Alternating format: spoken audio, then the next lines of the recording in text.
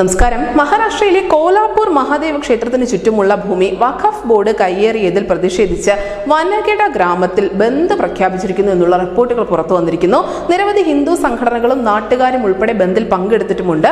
ഈ ഭൂമിയുമായി ബന്ധപ്പെട്ട വാദം കേൾക്കുന്നതിൽ ഗ്രാമപഞ്ചായത്ത് പരാജയപ്പെട്ടു എന്നാണ് ഹിന്ദു സംഘടനകളും മറ്റ് ഹിന്ദുമത വിശ്വാസികളും ആരോപിക്കുന്നത്. 25 വർഷത്തോളമായി കോടതിയിൽ കേസിൽ കിടക്കുന്ന ഒരു ഭൂമിയാണിത്. തർക്ക ഭൂമിയാണ്. അതുകൊണ്ട് തന്നെ ഇത് വിൽക്കാനോ കയ്യേറാനോ ഒന്നുമുള്ള അനുവാദം ആർക്കുമില്ലതാനും ഈ ഭൂമിയാണ് വഖഫ് ബോർഡ് കച്ചവടങ്ങൾ നടത്താൻ വേണ്ടി അനുവദിച്ചു കൊടുത്തത്.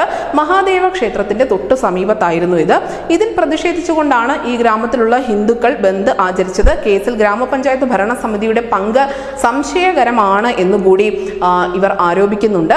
മാത്രമല്ല, ചാരിറ്റി പ്രവർത്തനങ്ങൾക്കൊഴികെ അല്ലെങ്കിൽ ദേവാലയം നിർമ്മിക്കുക അടക്കമുള്ള പ്രവർത്തനങ്ങൾക്കൊഴികെ ഒരു കച്ചവട സ്ഥാപനം തുടങ്ങാനോ അല്ലെങ്കിൽ കച്ചവടത്തിന് ലൈസൻസ് നൽകാനോ ഒന്നുമുള്ള അധികാരം വഖഫ് ബോർഡിനുമില്ല.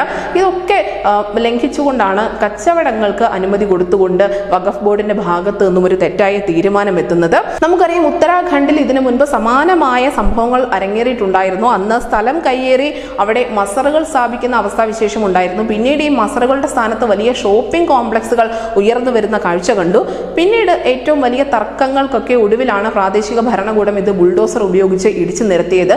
ഇതിന് സമാനമായ ഒരു സ്ഥിതിവിശേഷത്തിലേക്ക് തന്നെയാണ് ഇപ്പോൾ ഈ കോലാപൂർ ഗ്രാമം കൂടി കടന്നുപോയിക്കൊണ്ടിരിക്കുന്നത്. ഇവിടെ മഹാദേവ ക്ഷേത്രത്തിന് ചുറ്റുമുള്ള ഭൂമി അത് തർക്ക ഭൂമിയാണ്, ആരുടെയും സ്വന്തമല്ല. ഇവിടേക്കാണ് വഖഫ് ബോർഡിന്റെ നേതൃത്വത്തിൽ ഇപ്പോൾ കച്ചവടക്കാർ ഇടിച്ചു കയറി തുടങ്ങിയത്. News desk news India Malayalam.